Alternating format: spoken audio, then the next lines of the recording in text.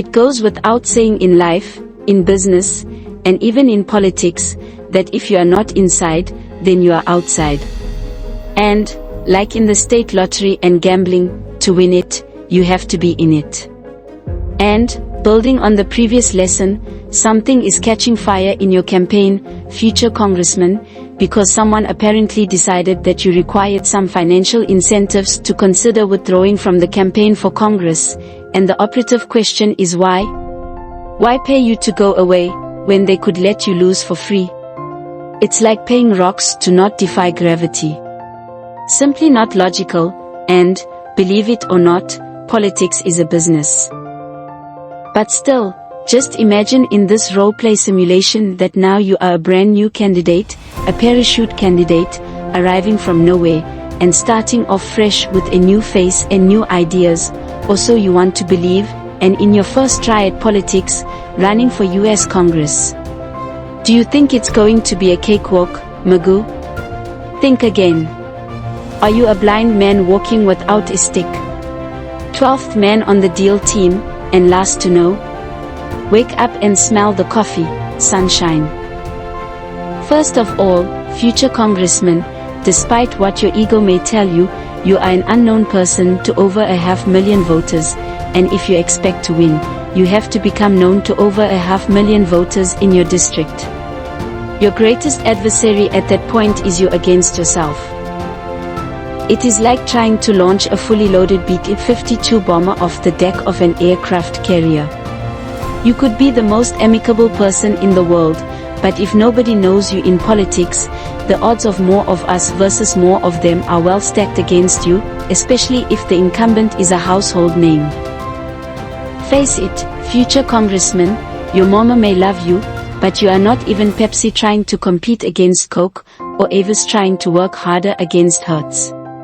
You are off Broadway, competing against a star of a Tony Award-winning Best Musical. You may be the greatest star, Fanny Bryce, but nobody knows it. Good luck in senior year.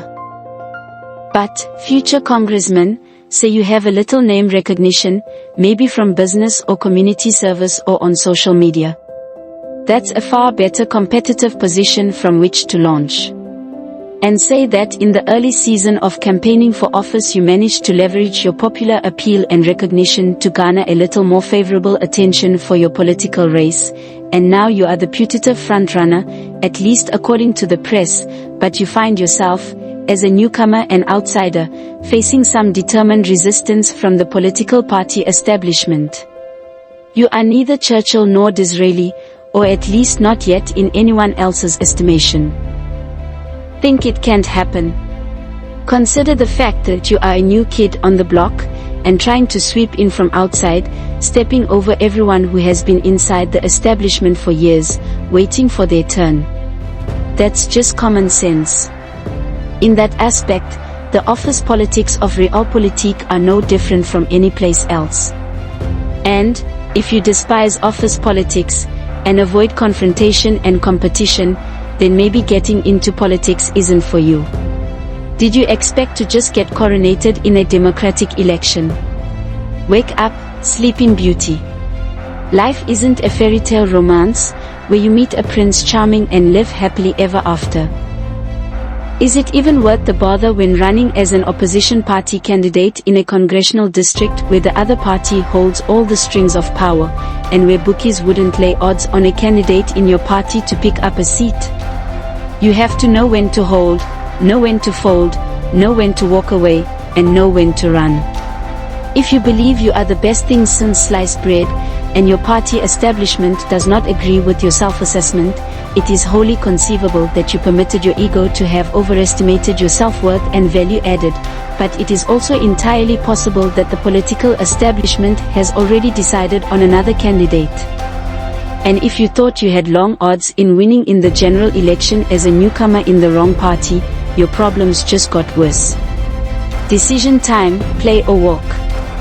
The wheel is spinning, the ball is rolling, and the dealer has called for no more bets. Let's examine the terms of the job offer deal, and maybe some clues can be distilled from those facts.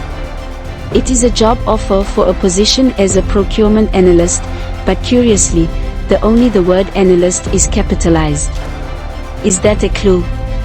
It may be, if you are a trained schoolhouse-trained military intelligence analyst, with not a significant amount of procurement experience, and a GG-13 series federal job offer in the 11 OB2 job series for contracting specialty field is not exactly an entry-level position, and you would be expected to hit the ground running.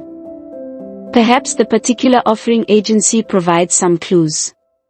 It is the Defense Intelligence Agency DIA, and if you had been trained as a military intelligence analyst that might seem plausible, but why would DIA bring you out from the cold just at the same time that you are running for Congress and picking up some attention in the press, especially as the loudest voice in opposition against the incumbent?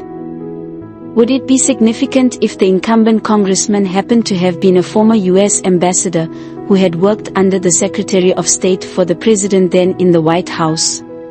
Is not the Defense Embassy and Consulate Service, DEX, a subordinate agency for DIA?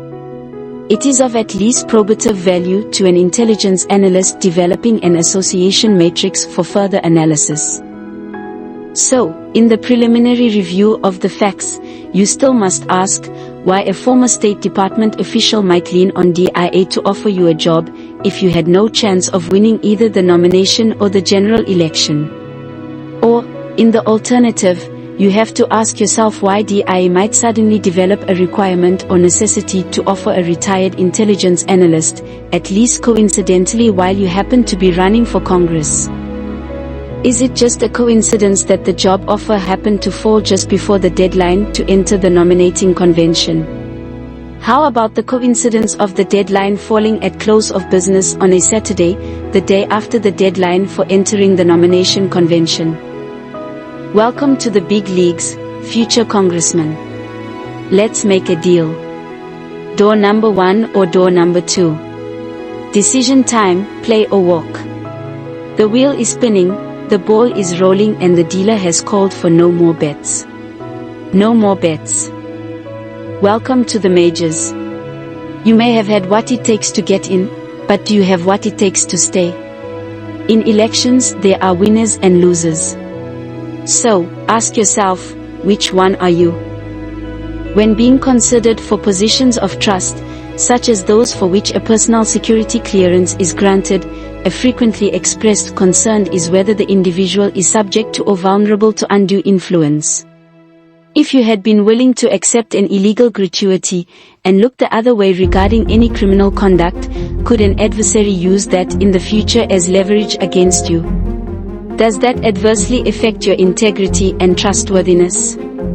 It only takes 1 minute to be administered the oath of office for Congress, but it only takes 1 fraction of a second, in indiscretion, to break it.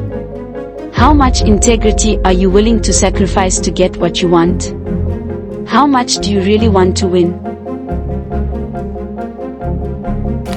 This message was approved by Major Mike Webb.